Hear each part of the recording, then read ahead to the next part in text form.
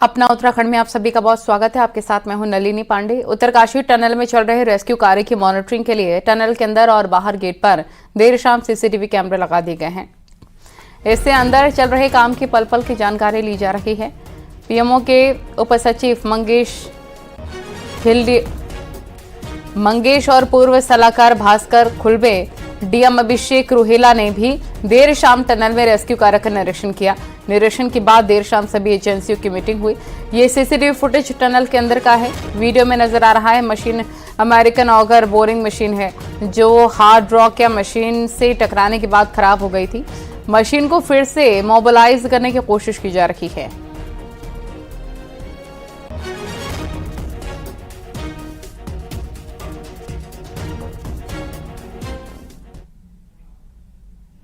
उत्तरकाशी के सिलक्यारा टनल के ठीक ऊपर वर्टिकल टनल की बोरिंग के लिए सड़क बनाने का काम करीब अपने अंतिम पड़ाव में है। टनल के टॉप से पहाड़ी में 24 इंच और 1.2 मीटर व्यास के 2 स्क्रीप टनल बनाने के लिए बोरिंग की जानी है। सोमवार को सतलुज जल विद्युत निगम की एक मशीन भी ऑपरेशन साइट पर पहुंच जाएगी। न्यूज 18 ने पहाड़ी पर सड़क कटान का जायजा लिया।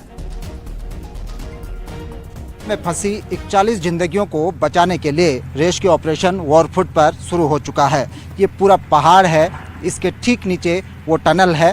आप देख सकते हैं कि इस पहाड़ पर इसको काटने का काम चल रहा है। इस पर सड़क बनाई जा रही है।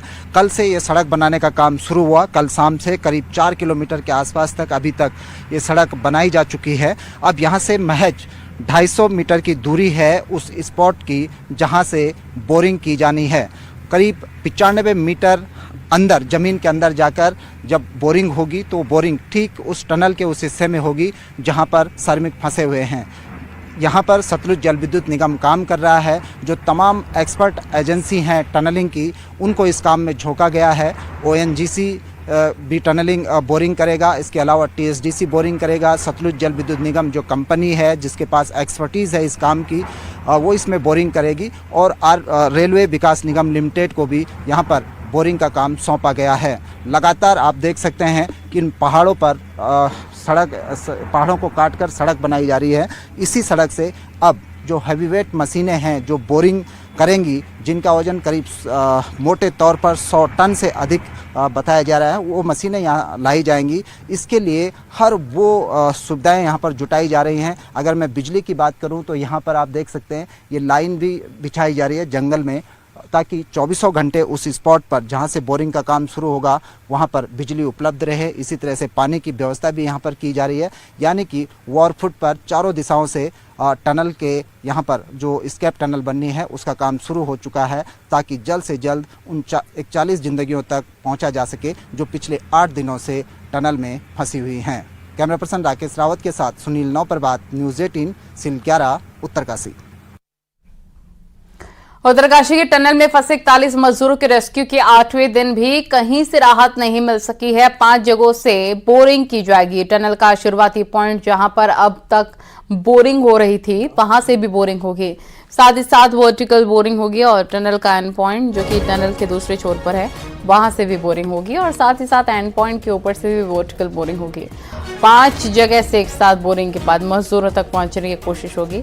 चारों एस्केप टनल पर एक साथ काम शुरू होगा। इसके लिए रेलवे, सतलुज जल विद्युत निगम और ओएनजीसी की टीमें जुटी हुई हैं। आने के लिए हम शीघ्र शुरू हो कार्य उस पर लगे हुए हैं। जी सर। दूसरा जो लाइफ लाइन के लिए एक पाइप है अभी, जिसमें हम खाना और अन्य चीज़ें भेज रहे हैं। एक और पाइप डाल रहे हैं जो हमारा ऑगर मशीन की पाइप है 900 mm की, उसके थोड़ा ऊपर, और उसमें जल्दी हो जाए क्योंकि ऊपर में मलबा कम है, नीचे मलबा ज़्यादा है। तो वो लगभग 42 मीटर चले गए हैं और कुछ ही मीटर और बचा है, तो वो हो जाएगी। तो लाइफ सपोर्ट के लिए एक और पाइप हमारे पास अवेलेबल हो जाएगी। तीसरा जो मलबा है और जो टनल का रूफ है, जहाँ डेबरी जमा है, वहाँ पे डेबरीज और टनल के रूफ के बीच में स्पेस है। तो वहाँ पर ये निर्णय लिया गया है माननीय मंत्री जी के द्वारा, कुछ रोबोट की व्यवस्था की जाए, उस खोजी जाए। अगर भारत सरकार में या किसी प्राइवेट संस्था में अवेलेबल है रोबोट तो उसको भेजा जाए, ताकि वहाँ देखें कितना स्पेस अवेलेबल है, क्या उससे लाइफ सपोर्ट के लिए कोई पाइप हम डाल सकते हैं, कोई व्यवस्था ऐसी हो सकती है, और अगर ज़्यादा स्पेस है तो वहाँ से भी लोगों को निकाल सकते हैं। उत्तरकाशी रेस्क्यू ऑपरेशन का जायजा लेने के लिए आज केंद्रीय सड़क परिवहन मंत्री नितिन गडकरी टनल साइट पर पहुंचे। उनके साथ सीएम पुष्कर सिंह धामी थे। टनल साइट पर पहुंचकर गडकरी ने रेस्क्यू ऑपरेशन की जानकारी ली। और इसके बाद गडकरी ने बताया फंसे लोगों की जान बचाना प्राथमिकता है। वो ऑगर मशीन है, ये अगर ठीक से चल गई तो हम 2-2.5 दिन में वहाँ तक पहुँच सकते हैं और वो भी प्रयास सबसे नज़दीक होने वाला है। पर इसके अलावा अलग अलग प्रयास चाहे कितने भी दिन के हो, अगर उसके लिए भी हमने वर्टिकल भी अनेक प्रकार से जगह देकर वहाँ भी अंदर जाने की कोशिश कर रहे हैं। हिमालय की जियोलॉजी ऐसी है कि ना ये हार्ड पत्थर है। मैं महाराष्ट्र से हूँ तो हमारे यहाँ पहाड़ मतलब होता है पत्थर, पर्यायी नाम। तो दक्कन का जो डेक्कन है का पूरा बेसाल्ट है वो पत्थर है, हार्ड होता है। मैंने मुंबई पुणे एक्सप्रेस हाईवे में करीब 5-6 टनल बनाई, तो अभी तक हमारे मन में यही परसेप्शन था कि पत्थर है। जब मैं अभी मनाली में गया तब मेरे ध्यान में आया कि हिमालय ऐसा है कि छोटे छोटे पत्थर है और मेजॉरिटी स्ट्राटा ऐसा है कि उसमें मिट्टी है और वो एक जगह होकर उसका पहाड़ तैयार हुआ है। तो ये बड़ा डिफिकल्ट टेरिन है, फिर भी हम लोग पूरी कोशिश कर रहे हैं। आज परिवारजनों को भी मैं मिला, मुख्यमंत्री जी और मैं, उनको भी हमने हिम्मत दी है और हमें विश्वास है कि निश्चित रूप से हम सफल होंगे। प्रधानमंत्री जी के स्तर पर वो भी इसकी लगातार चिंता कर रहे हैं।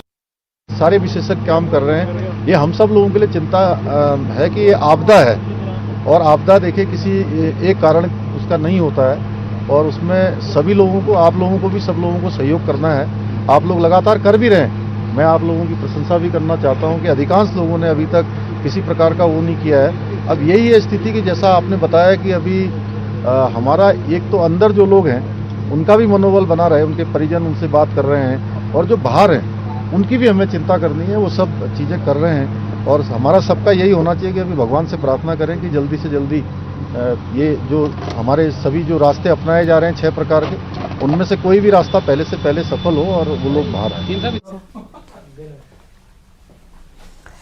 टनल में जहां 41 मजदूर अभी तक फंसे हैं, वहीं पर उसमें से मदन सिंह भी ऐसे हैं जो हादसे वाले दिन 5 मिनट पहले तक टनल के अंदर ही थे, लेकिन थोड़ी देर के लिए वो बाहर आए, वहां से 10 मिनट आके आकर बैठ गए। जैसे ही वापस लौटने के लिए आगे बढ़े तभी मलबा गिरने की आवाज शुरू हो गई। मदन सिंह का कहना है कि ऊपर से टनल गिरा और देखते देखते हजारों टन मलबा पूरी टनल में फैल गया। उस दिन सर हम तो वहाँ पर जहाँ पर हादसा हुआ वहीं पर थे हम लोग, तो हम लोग 10 मीटर पीछे थे। 10 मीटर पीछे के बावजूद हम लोग वैसे बाल बचे, हम लोग मतलब जैसे गिरा वैसे हम लोग दौड़ के बाहर निकल गए। आपने देखा था उस समय क्या?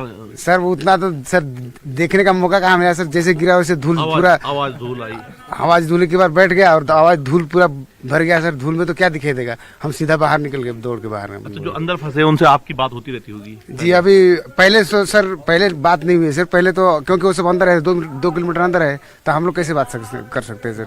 उन सबसे बात तो नहीं हुई है। बहुत मुश्किल है, उन लोग भी जो रुके हुए हैं बहुत मुश्किल से रुके हुए हैं। बस हम यही मांग कर रहे हैं सरकार से, चाहे कोई भी हो, जल्द से जल्द निकाला जाए उन लोग। बिल्कुल बिल्कुल। आप बताएं कैसा रहता है वहाँ अंदर का माहौल, कैसा रहता है? देखिए माहौल तो अंदर बहुत खराब है, पर जिस हिसाब से अभी सिचुएशन है, बात हो रही है उनसे, उन लोग अभी ठीक है, पर कितने दिन ठीक रहेंगे ये तो भगवान के भरोसे है।